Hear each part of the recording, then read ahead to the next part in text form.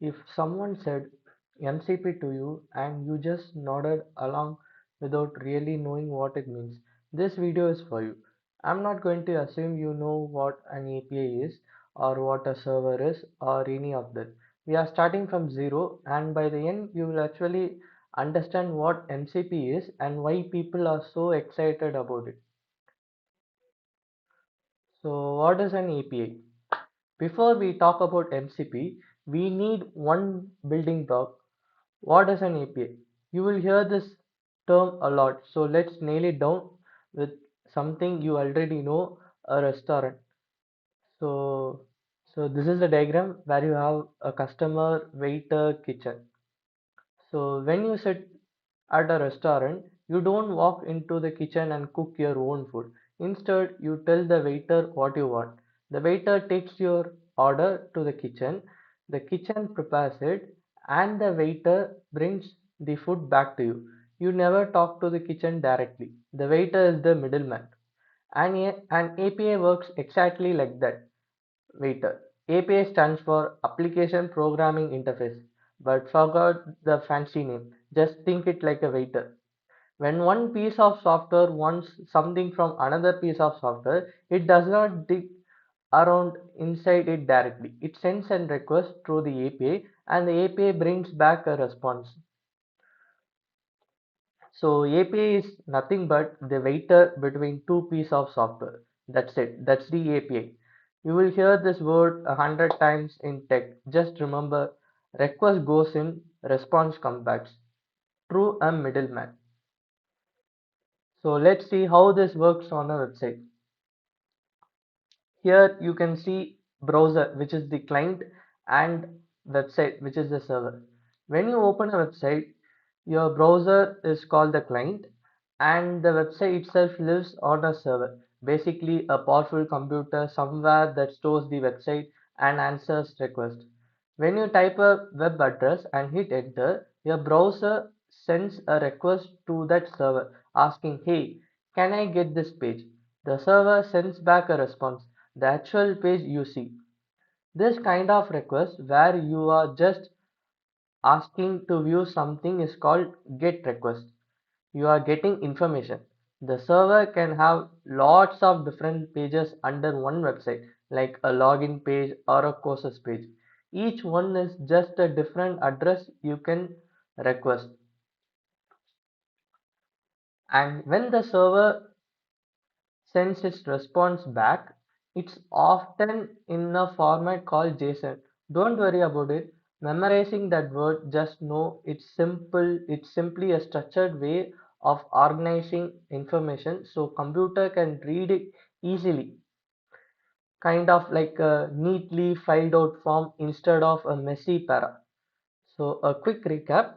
So a client sends a request, then server processes it, and server sends back a response, usually in a JSON. So okay, now let's connect this to the AI.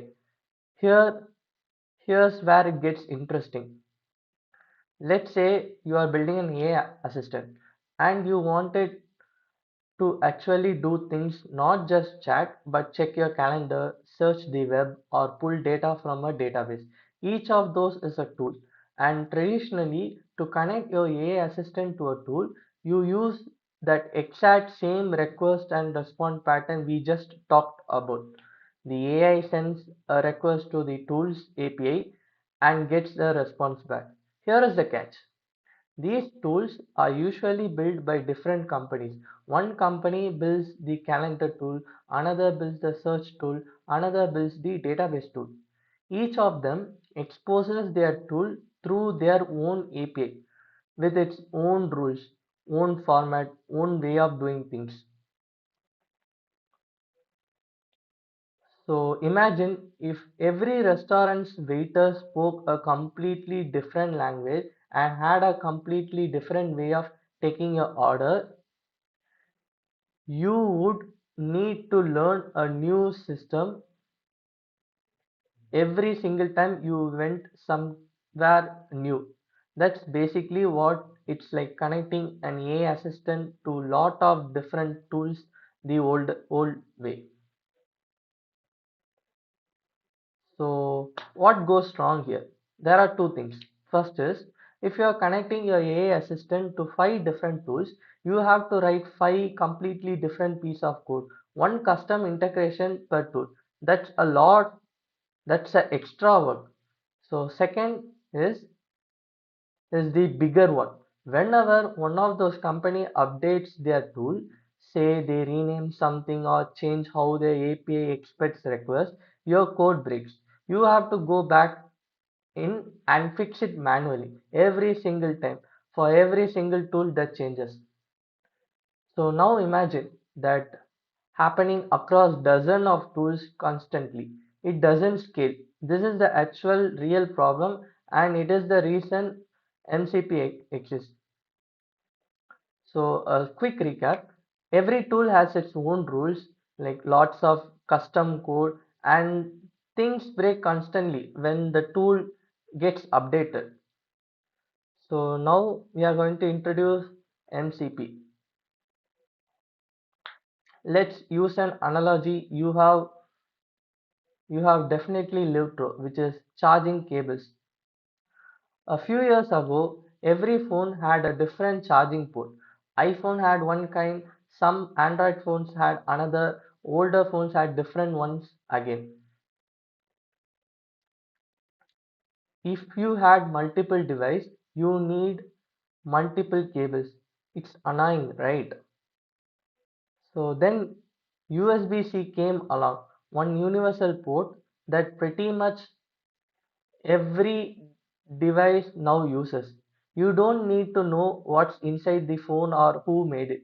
You just plug in and it works because everyone agreed to follow the same standard. MCP, which is the expansion of MCP, is Model Context Protocol. This does exactly, but for AI assistant to get connected to the tools, instead of every tools having its own custom way of connecting, MCP is one standard agreed upon way for AI assistant and tools to talk with each other. Learn MCP once and it works with any tool that follows the MCP standard, no matter who builds it. So now we are going to see how this MCP works. Here is the full flow, step by step. Your AI assistant no longer talks directly to tool to these tools, which is tool 1, tool 2, and tool 3 individually, each in their own special way. Instead, it talks through the MCP protocol. This one standard layer sits in between AI assistant and the tools. On the other side, each tool is built and maintained by a company. We call them as a service provider. That company is responsible for making sure their tool speaks MCP properly. If they update their tool internally, they have to make sure it still follows the MCP standard when it talks to AI assistant. This is a key shift. The responsibility of staying compatible moves from you, the person building the AI assistant, to the company that builds the tool. From your side, you only ever need to know one thing, which is how to speak MCP. That's it. You don't need 50 different custom integration anymore. Just a quick recap. We have a AI assistant which speaks MCP, and using this MCP they can connect with multiple tools. So we don't need to do any custom code changes. So let's do this one final time as simple as possible. Step 1, you have an AI assistant. Step 2, that AI assistant wants to use some tools, maybe search, maybe calculator, maybe a database. Step 3, instead of learning each tool's own special language, the AI assistant just speaks MCP. Step 4, any tool that also speaks MCP can now understand it and respond regardless of which company built the tool. Step 5. You get your answer back without you writing custom code for every single tool. So at last, we are going to have a quick recap, which is an API is just a middleman between two pieces of software, like a waiter. AI tool uses their own custom API, which causes a lot of extra work and broke often.